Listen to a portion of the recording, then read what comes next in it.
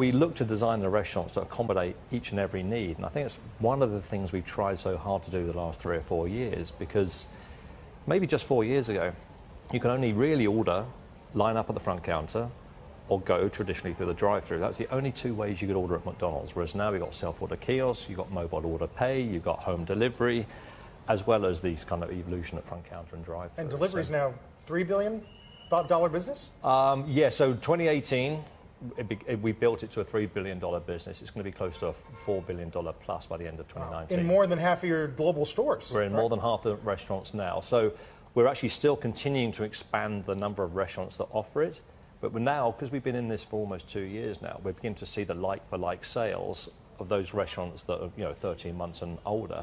We're beginning to see us grow the like-for-like as well as expand the footprint as well.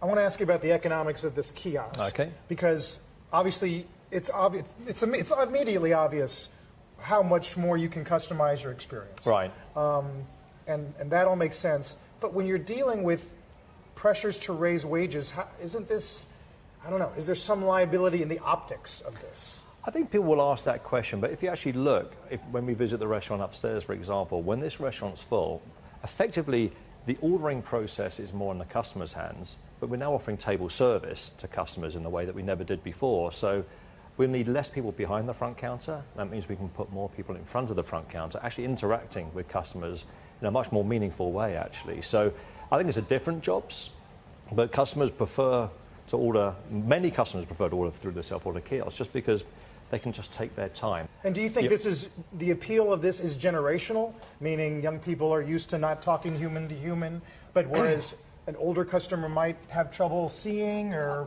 A little bit. Yeah. So, we learn everything from font size to layouts, and we have our guest experience leaders, as we call them now, which are kind of front of house hospitality staff. They're always prepared to be here to help guide people through who are a little more nervous. But some others will walk straight up, and it's so instinctive. I mean, that's how you operate at hotels these days, at airports these days, and many other places. So we're no different in young people's lives, really, than many of the other businesses they interact with. You're right. When's the last time we checked into a flight by going up to you go right to the kiosk? But when the airlines transitioned, everyone was, hey, hold on a minute, why are you doing that? I like to stand there and queue up.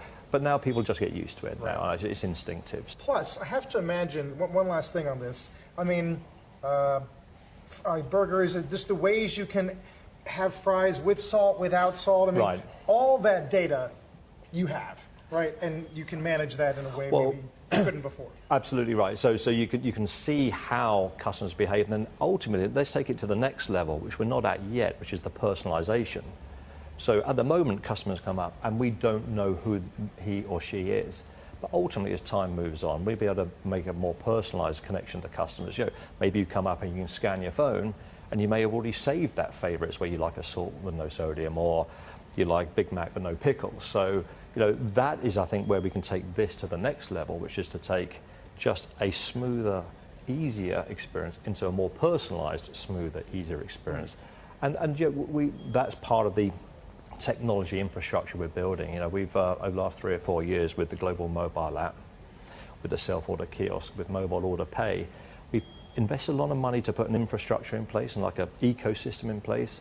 But now we're beginning to link it together with things like the acquisition of dynamic yield, for example, and one or two of the other, if you like, CRM, they call it, customer relationship management, that ability to personalize the experience for those that opt in and those that choose to have it that way. So if I'm willing to identify myself to you, next time I can just say, in the future, give me my lunch, the thing I always get for lunch. It could be voice activated, you may just scan a phone, or I'm not sure we go down the facial recognition, but technology is evolving so much, and customers are getting, or consumers in general, are getting more and more familiar and comfortable with it. But it will always be opt-in. We're never going to invade anyone's privacy. But yes, that idea of being able to save your favorites or call up your last 3 orders, so it just makes that order, you just hit, pay, go. I mean, it just makes that experience so much more convenient, so much more easier. And it means we get the accuracy, right? The customer doesn't have to dwell too long going through. I mean, this is part of the evolution of life generally. It's like what used to be fairly straightforward now appears slightly complex. The advent of Amazon or the advent of Uber has redefined convenience to consumers, and therefore we have to respond to that and make sure we can keep redefining convenience in McDonald's style to our customers.